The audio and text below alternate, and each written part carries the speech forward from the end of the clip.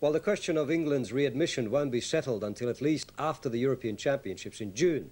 But sadly, thanks to the lunacy that took place in Brussels 3 years ago, the invincible Liverpool is unlikely to be there even if the green light is given. Liverpool face a further ban of 3 years once the overall ban is lifted. A pity. Liverpool on the weekend went further in its quest for the league championship, stretching its unbeaten run to 27 matches and its number of victories to 21. This was the match everyone wanted to see. A sellout crowd of 28,000, easily the biggest at Fratton Park this season. And within 2 minutes, Portsmouth might well have scored. Mike Fillery's corner kick flicked on for Mick Quinn, whose header went wide. Liverpool are always dangerous, though. Steve McMahon's pass put John Barnes in the clear, but the goalkeeper's challenge knocked him off balance, and Billy Gilbert had time to scoop the ball clear. The second half now, and very soon, the seemingly inevitable, a goal for Liverpool. Barnes on the ball, and his cross deflected in off the unfortunate Gilbert.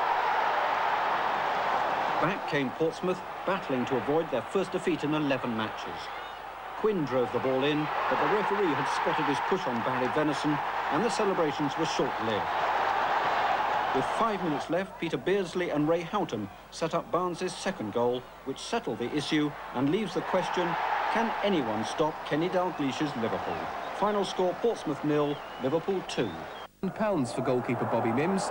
Inside 2 minutes at Highbury, it looked like he'd put paid to their chances as Alan Smith scored.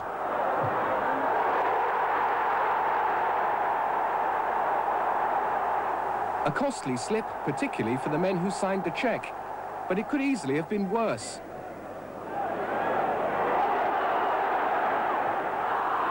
Perry Groves, the horrified offender. A half-time talking to from the management, though, revitalised Spurs and brought a classic strike from Clive Allen. But Tottenham's dancing in the rain soon had Arsenal stepping up the tempo. A Perry Groves quick step and pirouette settling the match.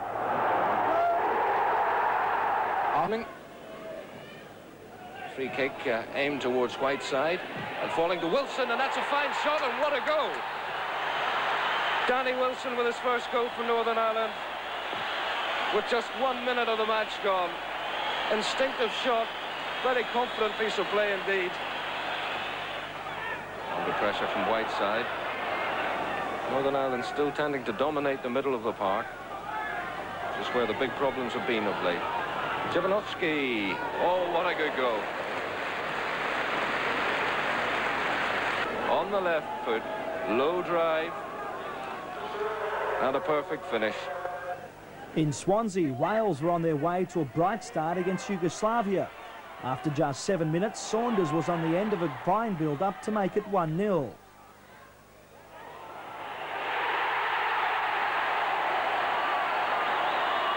Yugoslavia responded with good possessional play, and the long ball paid off, with Stojkovic levelling 2 minutes before the break.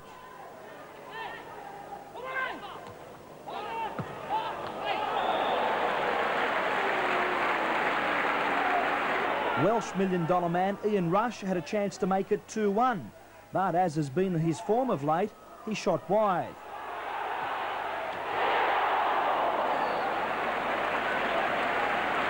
Then absolute tragedy for Wales. A poor back pass by Nicholas was easily intercepted. With Southall stranded, Jakojevic did the rest.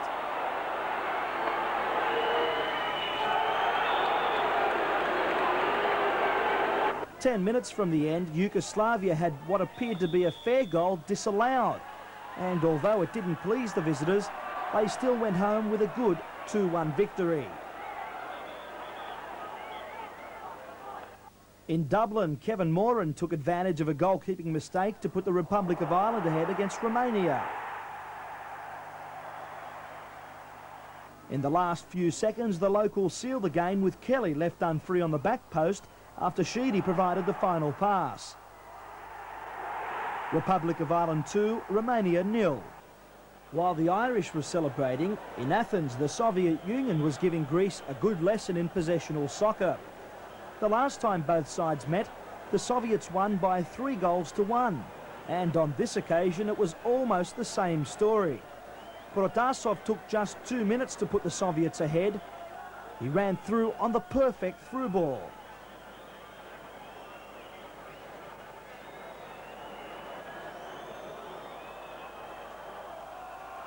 Protasov then set up Litovchenko with goal number 2.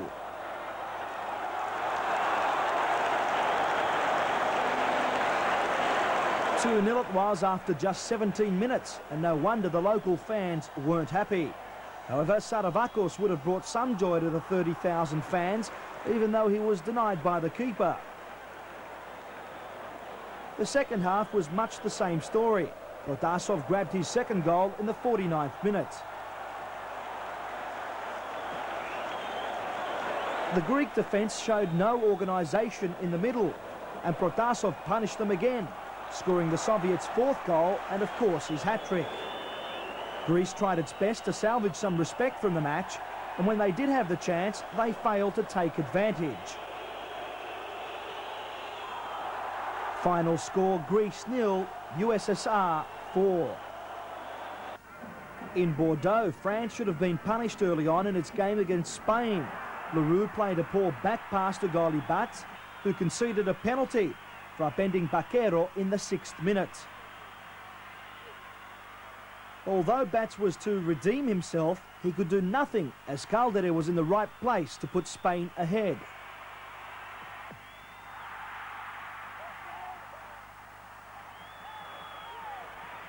At the other end, the Spanish goalie Zubizarreta didn't have the best of games.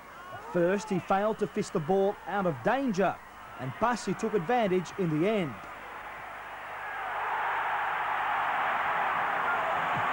In the 26th minute, Zubizarreta was punished again, but this time it took a brilliant scissor kick from French captain Fernandez to put his team ahead.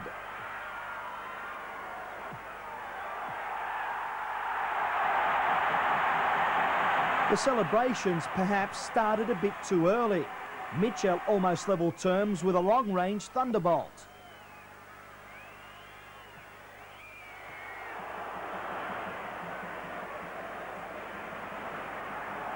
In the end, it was France who created the final chance, with Cantona showing some acrobatic skills to miss by inches.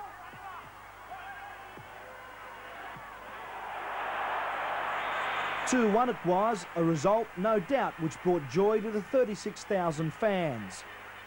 A header from Nick Harford. But almost immediately, Reading drew level. Michael Julks outpaced the Luton defence before chipping over Les Seeley.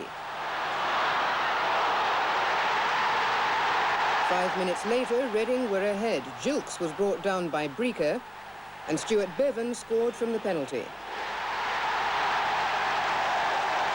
In the second half, Reading increased their lead. Mick Tate was left unmarked on the far post to score only his 3rd goal of the season. Reading rounded off their surprise win with a 4th goal, made by Lyndon Jones and scored by Neil Smillie. It was Reading's first success in a cup final at Wembley, and it's estimated they've made nearly £250,000 from the receipts for today's game. Yes, Luton. Multi-million-pound squad. It's a star spotter's paradise. Peter Beardsley, worth almost £2 million, might not have known it at the time. He was about to be dropped. Danish international Jan Molby took his place in a cagey, defensive lineup. The individuals may change, but the pattern remains. Ablett's early cross, Aldrich alone up front missed the chance. Forest's Gary Crosby is known as Bing and admires George Best. Neither fact surprises, but he almost gave his side a shock 13th minute lead. From then on, anything but a Nottingham win would have astonished. Hansen headed away Webb's first cross, but with Forrest insistent, Webb's second effort forced him to an own goal. Hope and Crosby came together again early in the second half. On the road to goal, the Forest winger was tripped by Gillespie. But the wishes of Forest's capacity crowd were not fulfilled. Clough's penalty, Grobbelaar's save. Beardsley did eventually appear as substitute, but moments later, Forest were 2 up. Crosby again the source, Webb's brilliant strike. "What's it like to be outclassed?" sang the crowd. It was the almost impertinent reality, though Liverpool's Barnes tempted Webb to a late trip. Aldrich converted, But Forest held on to gain the psychological advantage for their cup semi-final next Saturday. Nottingham Forest 2, Liverpool 1. For 37 minutes of Liverpool domination, they increased their lead with a goal of stunning quality. John Barnes, who was showing world-class form on the wing, was again the scorer. He cut inside, played a 1-2 with Ray Houghton, and the England international shot was too good for any goalkeeper. But on the stroke of half-time, Southampton was suddenly back in the match. Colin Clark's header dropping in with the goalkeeper clearly thinking it was going over. Celebrations followed, for Bruce Grobbelaar only misery. In the second half, Southampton were transformed, and with 20 minutes left, they equalised. Glenn Cockrell with a cross, Andy Townsend with a perfect finish. In the last minute, Liverpool almost lost that unbeaten record. Grobbelaar floundered, and Matthew Letizier's header was hooked off the line by Steve Nicol. Final score, Southampton 2, Liverpool 2. Observers may judge the league championship race to be already all over, bar the shouting. Kenny Dalglish, the Liverpool manager, clearly doesn't, and was warned for coaching from the touchline within the first 5 minutes. His team, playing in grey, was looking fragile, as Charlton looked the most likely scorers early on. But as time went by, the inevitable was happening. Liverpool was stirring themselves for yet another win. Nicol put this shot just wide. But there was no let-off for Charlton, as the man of the match, John Barnes, set up Peter Beardsley. In the second half, Liverpool went straight at Charlton. Ray Houghton did all the preparation, while Barnes produced another memorable moment for Liverpool fans. Liverpool, often breathtaking to watch this season, are also good business. More than 28,000 watched this match, 4 times the usual Charlton crowd. And the home side did come close to a consolation goal through Steve McKenzie. Although Barnes couldn't score again, he's one of the main reasons why Liverpool are making the rest of the First Division look like also-rans. And great stuff. Plenty of chances to win this match, Trusson missing the first after just 4 minutes. But Arsenal were the first to score. The goalkeeper was unsighted as Richardson got in the shot. Brighton, who've had a miserable time these past few years, kept coming back. Crumplin's shot went just over. They deserved an equaliser, and it finally came from Gary Nelson.